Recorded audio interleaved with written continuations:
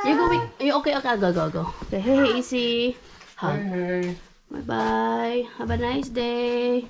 Lumi, remember to eat your food. Huh? Eat your food. Be good.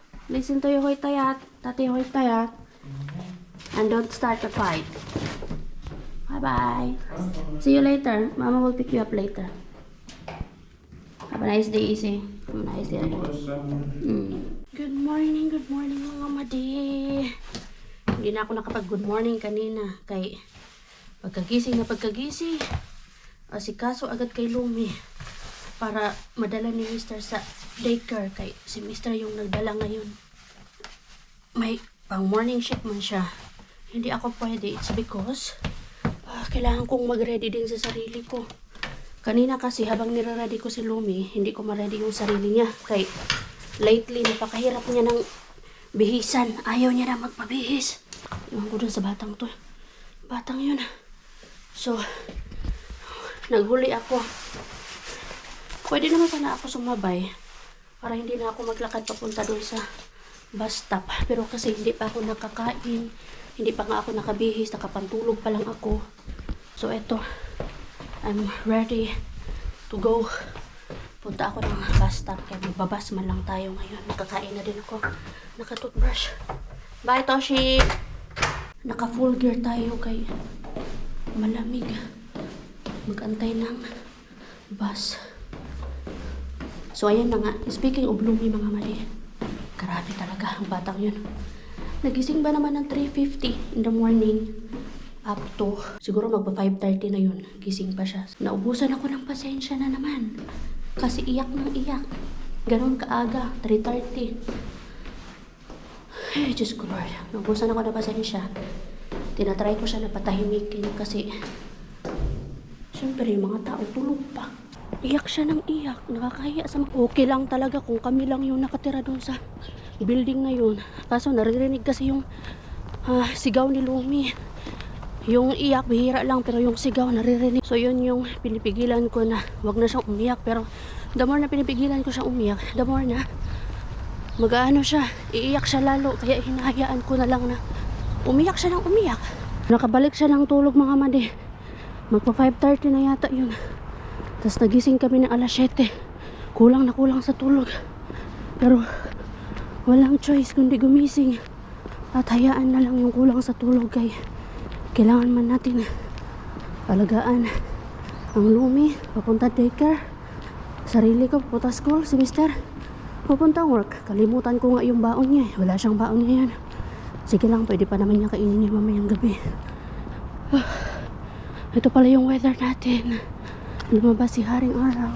Papunta na pala ako ng bus stop, mga madi. Mabilis lang naman to papunta sa bus stop.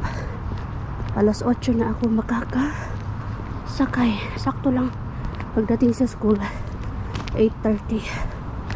30 minutes waiting pa para mag edit tayo ng ating vlog para makita kahit 5 lang, 5 euros lang. Charot-charot tayo. Kakababa ko lang ng bus, mga madi. Papunta na tayo sa school. Nakakamiss yung ganitong rota. Pagbaba ng school, pagbaba ng bus papunta doon sa school, yung everyday nung nag-finish language ako. Ngayon na lang ulit ako nakabalik dito. Alam mo yung maglalakad talaga galing sa bus stop papunta ng school. At ang early ko pa, mga madi. Ano pa lang, 8:15. Hindi masyadong naghinto-hinto yung bus kaya walang masyadong mga estudyanteng sumasakay. At nalala nyo to, mga madi, dito kami picture taking nila ni doon. Tignan nyo, kalansay na talaga yung paligid natin. Oh, dati maano pa to, maliwanag. I mean, colorful pa ba? Colorful pa to dati eh. Pero ngayon wala na. Tignan nyo, itim na. Ay, may natira pa. Nag-standing talaga, standing ovation siya. Oh, meron pa din siya mga leaves. Pero yung iba wala nang leaves. Oh, kalbo na talaga yung mga trees. The best talaga yung nag-iisang trees na yun Iisang tree na yun Anyway, doon tayo papunta, mga madi, sa school namin. Dito na nga ako, tawid na nga ako dito. Kanina, di ba, madilim pa. Ngayon, lumiwanag na ng konti. Kahit pa paano. Malapit lang naman yung school namin sa bus stop. Anong sa inyo mga madi dito sa mga apartments dito sa Finland? What can you say? But, don't judge the book by its cover. Sabi pa, minsan, pag tinitignan mo yung isang building, parang luma na siya sa labas. Pero, sa loob ay maganda. May mga maganda. May iba naman na tama lang. Ano kaya yung sinasabi nila ni na mayroon daw siya nakita dito na parang bakante na pwedeng pagrentahan. Yellow daw eh. Baka ito yun. Kasi minsan mga madi, katulad yan, Kotka Chiropractic Kahiyaronta. Ano yan, massage yan. Tapos sa taas yan, mga apartments, rented na apartments. Sa baba, mga office. Ganyan, katulad nun, Autocolo. Ano yan, Autocolo is driving, ano ba yan? Driving school. Yes, yan yung pinagdrivean ko para sa aking driving license. Kailangan may professional na magtuturo sa'yo bago ka mag driving exam. Yun. Mura lang yung binayaran ko kasi si Mr. May nagturo sa akin. Pero pag sila talaga all in all, nasa 1,000 plus yung babayaran mo. Mahal. Kaya maganda na yung asawa mo ang magturo. Pero syempre, kailangan mo mag-provide ng extra break. Yung magtuturo, kailangan ng license to teach. Ganon. Si Runa, ako, kaming dalawa lang yung tinuruan ng mga asawa namin. Nakasave kami. The rest, nag-driving school sila. Anyway, tara na. Doon ako nagpa-park lagi. Oh. Doon, kasi laging punuan dito. Paunahan lang. So, punta na tayo ng school. Sobrang aga pa, kaya wala pa masyadong mga estudyante. I'll try na dalhin kayo sa loob mga madi. Kahit hanggang hallway lang. Hanggang hallway lang. So, ito yung school namin. Malaking school. Ilang floors ba to? I think more than 5. If I'm not mistaken. Iba't ibang klase ng vocational course. Dati, yung sa healthcare, wala yan dito. Doon yan sa kabila, sa may Katarina. Pero ngayon, inisa na nila. Ayan o. 1, 2, 3, 4, 5. 5 nga. Ano ba yung sabi ko kanina mga madi? More than 5? 5 lang pala. 5 buildings siya. 5 floors, I mean. Wala pa yata mga estudyante eh. Ay, masasama ko kayo mga madi. Ito paano? Ay, grabe, wala pa nga mga madi. Winner na winner ako. Wala pa sila. Merong vending machine dito. Ito yung mga tinda. Pepsi, Sprite, Mountain Dew. Wala pa nga sila. Ako ang winner sa aming kaklase. Mag-edit tayo mga madi. Yeah. Tapos may palaruan dito. Oh. Yung bola, ikikik mo. Tapos ito iba naman. Hindi ako marunong nito. Tapos dito yung room natin lagi.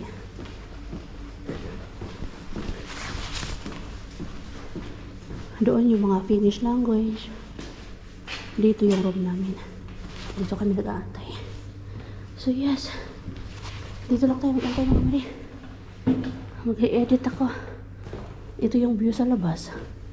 Mga sasakyan pa din. Dami mga estudyante, mga workers eh. Halos lahat ng mga sasakyan. 1 eternity later, bahay na ako mga madi. Kanina pa ako actually nandito sa bahay. Kasi short day lang tayo ngayon.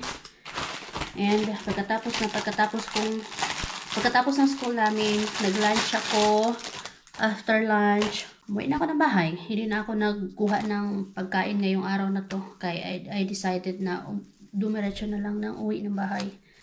Eto. Kailangan natin maglinis-linis habang wala ang lumi. Everyday linis mga mali. Can you imagine? Sorry. English yarn. Dahil walang katapusang linis-linis ito mga mali. Saon man to nga. Non-stop ang paglilinis dito sa loob ng bahay. And plano ko nga sana na magpahinga. Pero marami man tayong kailangan gawin. Pero I will try my best na makapagpahinga ngayong araw na to bago ko Oh, sunduin si Lumi. Ay, naku to mga laruan ni Lumi. Kahit saan na lang. Naluloka ako dito sa mga laruan ni Lumi. Saan na lang. Kahit anong gawin kong linis sa bahay. Meron tayong bata na ayaw ng malinis na bahay. Kaya super useless ang maglinis ng bahay. Pero, tinatry ko pa din yung best ko na maging malinis ang bahay kahit papano. Ang pangit kaya umuwi sa bahay na or ang pangit tumira sa bahay na hindi malinis, especially yung alikabok. Buksan ko dito sa kwarto namin para may makapasok na liwanag kay maganda ang araw ngayon, mga madi. At nag-froze siya, mga madi. Kita nyo yan, mga madi? Ayan oh. Ayan, nag-start na talaga. Super lamig na kaninang umaga. Tapos yung ginamit ko na gloves is hindi yung full gloves talaga. May nakalabas na mga fingernails ko. Kaya nanginig ang inyong madirobi kaninang umaga. Pagdating ko pa sa school, maaga pa ako nakarating dun. Mga 8:15 or 8:20. Mga ganong oras, mga madi. Nakarating na tayo sa school. Nanginginig ako. So, ito, maglilinis ako. Plano ko nga sana ituloy yung paglalaba ko kay yung nilabhan ko kagabi, mga madi. Yung nilagyan ko ng vinegar, yung mga puti.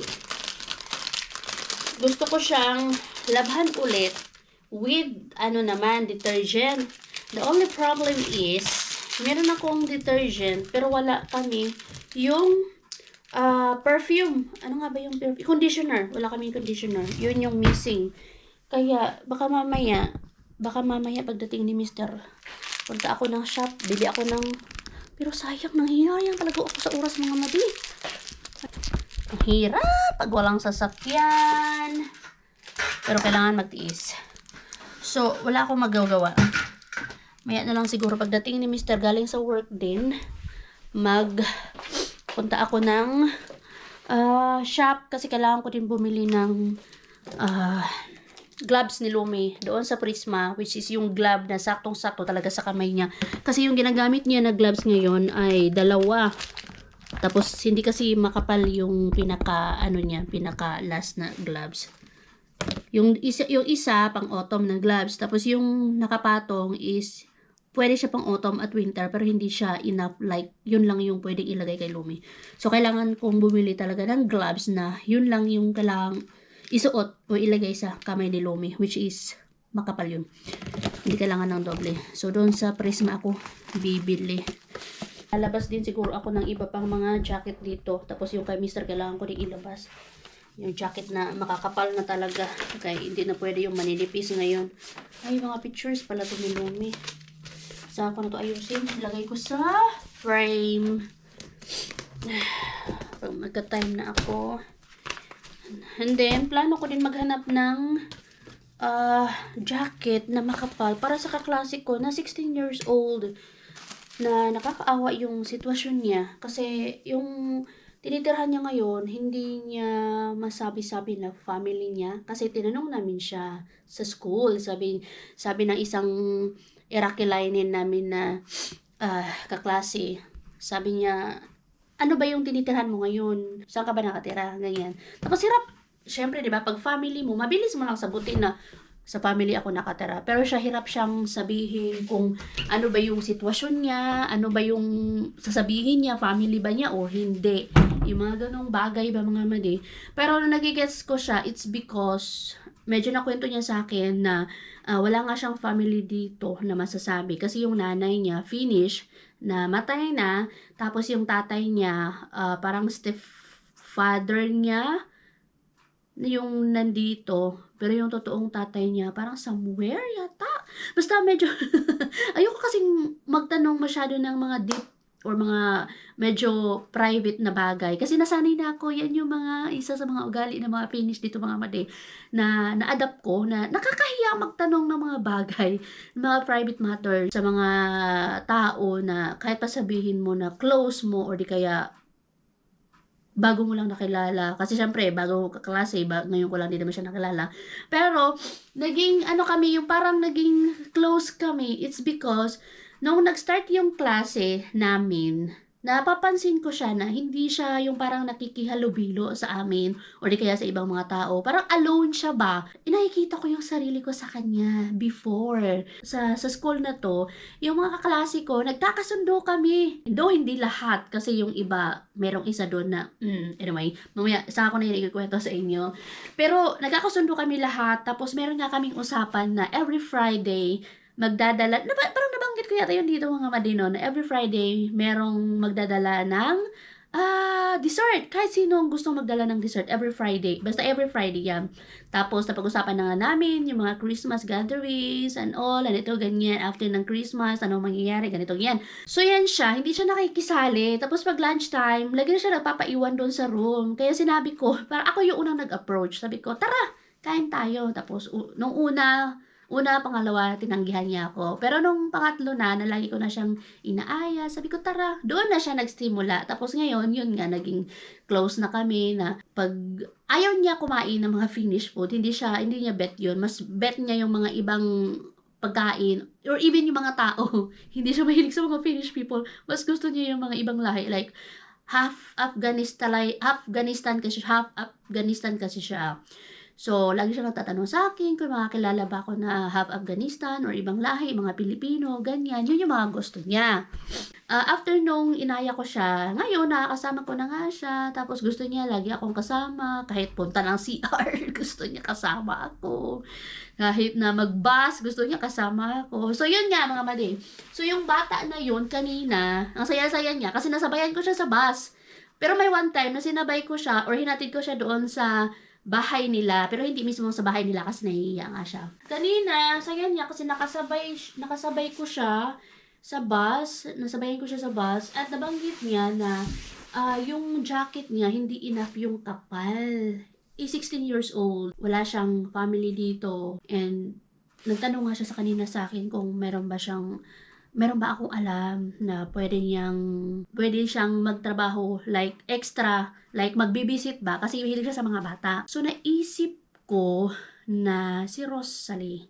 So yun yung kailangan kong tawagan mamaya, si Rosalie. Kasi gusto niya kumita ng extra. Tindihan ko siya sa mga ganyang edad. Gusto ko siyang tulungan. And ngayon naman, gusto ko din na bigyan siya ng jacket. Meron akong jacket dito. At naisip ko din, siguro someday, si Lumi, ipabibisit ko din siya para kumita din siya ng extra. Tanong ko din yung mga kaibigan ko kung gusto nila magbibisit.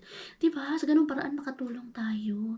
Kasi kawawa yung bata na yun. Naawa ko sa kanya sa totoo lang. Pero ayaw ko ipakita na naawa ko sa kanya ha. Kasi minsan yung mga tao ayaw nila na kinaawaan sila kasi ayaw nila na makita nila na kinakaawaan natin kasi mas more on yung level of nila parang bumababa, 'di ba? So mas maganda na kinakaawaan natin sila pero hindi nila alam para mas ma-boast yung nila. Alam niyo yun? Alam niyo sinasabi ko mga bre. So, yun yung ayaw ko ipakita sa kanya na naawa ako sa kanya. Pero hindi ko yun ipapahalata sa kanya na naawa ako sa kanya. Ganon. So, spread love mga mali. Kalahi man yan natin or hindi. Anyway, dami kong daldal. Maghanap ako ng mga jacket dito na ibibigay ko sa kanya. For sure matutuwa yun. Hindi kaya ito na lang yung bulky. Ito. Alam nyo ba kung ilang beses ko lang to nasuot mga madi? 2 beses ko lang to nasuot. Bulky na jacket. Pang winter. Aww. Pero may nakalagay dito, 13 to 14 years old. 164 yung size. Sa H&M ko to nabali. 2 beses ko lang to nasuot eh. Ito na lang kaya. Bigay ko sa kanya. Bagong-bago pa naman to. Ay. Kasi hindi ko to sinusuot eh. Ang bulky kasi niya. Ayan oh. Ay, maganda pa nga eh. Ay. Oh. Yung naghahanap ako ng mga gloves ni Lumi kung saan lang napupunta. Bakit dito yung gloves ni Lumi? Ay. Bit ko to. Bigay ko to sa kanya. Hindi ako manghihinayang na magbigay mga mali. Kahit bago pa yan or ilang beses ko pa yung nasuot. Kahit 1 beses o 2 beses ko pa yung nasuot. Hindi ako manghihinayang magbigay. Basta alam ko makakatulong ako. Ay, ito bigay ko to sa kanya. Sana hindi siya mahiyang tanggapin. Diba? Ang ganda niya. Pero hindi ko lang alam kung gusto niya yung yellow. Kasi yung favorite color niya pink. Babae talaga. Tapos may mga bulsa pa yan, oh. Side pockets. Ano pa bang pwedeng ibigay dito? Mga mali? Kasi kailangan ko na talaga tanggalin tong mga to. Eto kaya, red. Baka ayaw naman nung pink. Wala akong pink na kasi. Minit ako sa pink, pero ngayon hindi na. Eto din, pwede ko din itong ibigay. Di ko na ito nagagamit. Isang beses ko lang ito nagamit, mga madi. Ito, isang beses ko lang ito nagamit. Pero pang autumn kasi ito eh. Pang ano, pare-pare. Pare-pare. Yan, hindi na siya advisable. Hindi na siya maano gamitin. Pag party lang. Dito kaya sa kabila. Alam ko kay Mr. to eh. Wala ba akong pink dito? Ay, meron akong pink jacket pala. Ito. Pero ginamit ko na to ng ilang beses eh. Nakaya naman. Bigay ko na to na ilang beses ko na itong nagamit eh. Ito. Kasi plano ko kasi talaga magbawas. Yung ibang mga jacket ko din, na ibigay ko na. Ay! Meron pa pala ako. Buti na lang pala hindi ko na ibigay. Meron pa pala ako idudunit sa Goodwill. Nandun sa sasakyan ni Mister. May mga jacket din yun. Winter jacket. Ay! Buti na lang pala. Hindi ko pa nabigay. Bigay. Ay, ito! Pink! Pero hindi kasi ito ganun kakapal eh. Ayan o, hindi siya ganun kakapal. Oh! Ay, pwede ko ito ibigay sa kanya. Diba? What do you think, mga mali? Itong pink tsaka yellow. Bigay ko. What do you think? Agree ba kayo? May ano to? Ayan nga, may hoodie nga siya. Ayan. Kasi yung jacket niya kanina parang sikip na siya. Maliit na sa kanya. Ito. Which is bet ko to, mga mali kasi mahaba. Mahilig ako sa mga mahaba. Pero pwede kong ibigay sa kanya. Pamana. Pamana yan. Anyway, maghanap muna ako, mga mali, ha. Bago ako maubusan ng oras, kakahanap dito ng kung anong pwedeng ibigay sa kanya. O, diba, ang gulo ng ano namin. Ay, marami pala tayong hanger dito.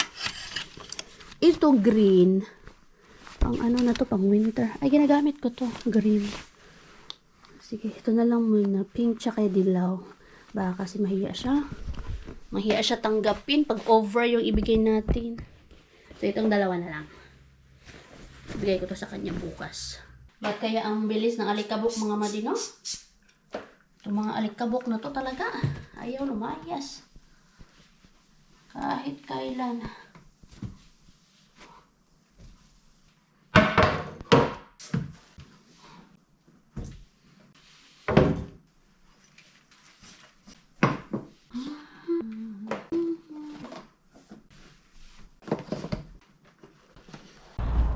Time check mga madi. Alas 4 na. At eto na ang ating lumibo. Ayan. Hi, kulta. Hi. Ang bata naghahanap ng pagkain. Buti na lang, dinalahan ko ng nakar eh. Kasi alam ko, di na naman kumain. At tama ang hinala ko. Oh. Ba't kasi hindi kumakain? Tapos nung lumagpas kami sa sa His Burger, sabi niya, eat. Kasi kahapon kumain kami dun sa His Burger. Batang gutom na gutom. Hindi naman kapag-antay. Ba't kasi hindi kumakain sa daycare? Tingnan niyo po, ang bata. Tingnan niyo po siya. Dito na siya sa hallway kumakain ng cereal. Yung Choco Pops. Ayan. Nagustuhan niya kasi to nung pumunta kami doon sa City Market. Yung may may pa-event sila doon. Tapos nag-spin the wheel si Lumi. Yan yung nakuha niya. Maliliit yun, pero ito mga malalaki. Nagustuhan niya. Kaya yan yung binili. Gutom na gutom. Grabe. Kasi ba't di ko makain? Di ko maintindihan tong batang to. Ay, nako. Ilang buwan na to doon sa daycare, pero hindi pa rin siya sanay sa food doon. Gutom na. Dapat nilalagyan niya ng milk, anak. Cereal. Anong lasa nito?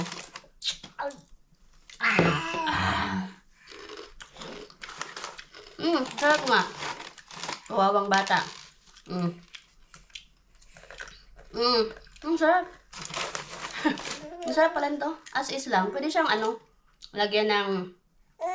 Ayaw mo mamigay, nakakaloka. Sharing is caring. Sharing is caring. Can I have some?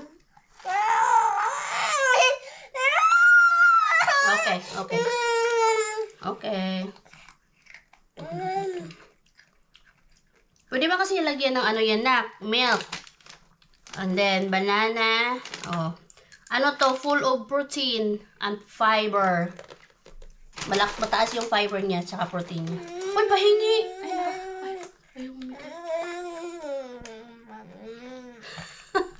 Tulong kang bata.